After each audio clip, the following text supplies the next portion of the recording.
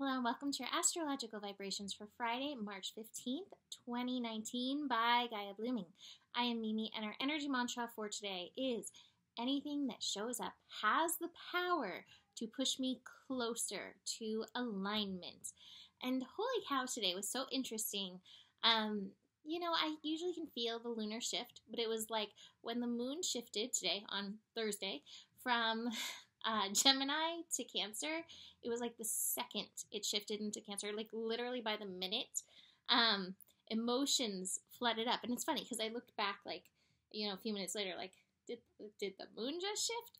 Oh, yes. And so we have another day and a half of this moon in Cancer energy. Just realize, and this goes with other aspects in the astro that we're working with, that anything that's coming up for you, anything that's showing up for you, is helping you make the shifts. Any emotions that come up are showing you where you are at. So these emotions, it's like, bless them. Thank you. Thank you for showing me, because they can show you how and where you need to shift. Now, these two things that we're working with and into, one of them that we're working with, the sun is going to be trining the North Node. So we have the North Node in Cancer, and the North Node in Cancer reminds us that our golden path, the way we need to be working right now, is allowing emotions to come through, allowing ourselves to feel the feels, be in the feels, and that nurturing ourselves, being the mother. Cancer is very strong mother energy. Being that nurturing, mothering energy to ourselves is very powerful. So as the sun aligns with the North Node, we want to do that. Now, the sun is also sextiling the South Node. The South Node in Capricorn, which is drawing closer to Pluto. So Pluto is stirring up the old stuff. The South Node is been there, done that. So it can, Mahalo says, yeah. So the South Node is where we need to be aware that where stuff is coming up from the past, even that is showing you where you can better yourself, where you can help align yourself. Like, okay, this was my old pattern, but this is where I want to go. So this is what I need to be aware of. These are the patterns that I need to be aware of. These are my tendencies that I need to be aware of. And this is how I can make the shift. So we have this going on. We also are building into Mars working with Pluto. So Pluto's got a lot going. Pluto's like, and I'm taking a meeting with you, and I'm taking a meeting with you, and I'm taking a meeting with you, and transformation for us all, which is funny. It's one of the cards that came out today. Transformation for us all. As Mars builds into a trine, a helpful connection with Pluto, what it's telling me is that Mars energy is the action. So keep making the shifts necessary for your alignment. It's like how an airplane shifts. It doesn't just completely go like, I mean, unless sometimes it has to, when it's coming around for the landing, but usually through the ride, it's like, and shift. And a little tiny minute shift, and a little tiny minute shift. And it's amazing how these little tiny minute shifts get you where you want to go. So keep taking the action, making it physical, taking those action steps based on what you love to help with your alignment, to help with the shiftiness that is going on. Okay, so today, besides that energy, what is the big thing today? We have Mercury square Jupiter. What I would say with this is that Jupiter and Sagittarius can get very good at the higher perspective. Jupiter and Sagittarius can also get caught up in the, what's the right word? Dogma? It can get caught up like, well, is this the truth? Sagittarius loves the truth, and Jupiter can expand upon that. Now, Mercury in Pisces might be bringing stuff that's like, I don't know what's the truth. And I have to tell you, from my own experience, that's how I face my past life stuff. Is this true? Is it not? I don't know. Chances are I'm never going to know. But when I go down those rabbit holes of those past life energies that come up for me, inevitably there is a lesson that connects in with my life now. So whether it's the universe feeding me a parable, a story, so that I can understand something from another perspective, or if it's true. I don't know, but I have to take the thing from it without getting caught up in the mental monkey minutia of like, well, is this true or is it not true? You may get caught up there with some things that come up in the energy. Don't get stuck there. Don't get stuck at that crossroads. Rather, go into, well, what is the lesson? What is it for me that's here to learn at this time? Where is the healing?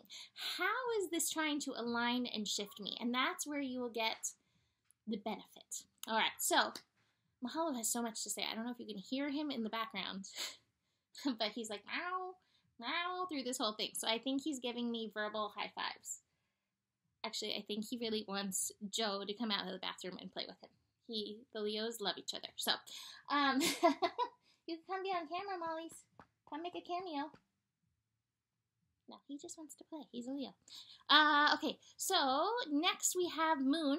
Moon in Cancer, still, again, bringing up the feels and reminding us that it's okay for us to feel the feels, that you don't have to put them away. Allow them to come forward. Moon in Cancer is connecting to Neptune. So Neptune in Pisces. Again, we are digging up some deep stuff. Now, Moon in Cancer can also represent family stuff. So is this yours? Is it family? I don't know. What I do know is that there is power for transformation if you can allow yourself to go there, to be there. Now, it's really interesting. I usually like to pull 5 cards as part of this astro process. I pulled 6 cards because each time I pulled a card, 2 came out, and they were like very set upon like me and me together, me and me together, and me and me together. And I feel like this set is very much aligned with this Moon in Cancer. So here we have Moon energy, creativity energy, mother energy. And as we nurture ourselves, as we tune into our own inner mother, whether you are male or female, you have the ability to tap into the archetype of the mother and mother yourself. As we do that, the more we can show up for ourselves, the more we give birth to ourselves, the more our soul is able to come alive. Our lower chakras are like, oh, I'm safe to be here. I am being taken care of. Our inner child can be freed. So we really want to listen to this. This is a pair of the cards that came out. So taking care of that mother energy, the Empress, showing up for yourself with that authority, the authority to say, I know sometimes these things are hard. I know sometimes feeling these feelings are hard, and yet you're safe. You will be okay. There is power in that. There is power in you saying that to yourself. There's power in hearing it from somebody else and having a mom pat you on the back. But as that's not always available to us as adults, this is something that you can do for yourself. And I guarantee it does help. The other aspect is the Moon connecting to Saturn. This is going to be an opposition.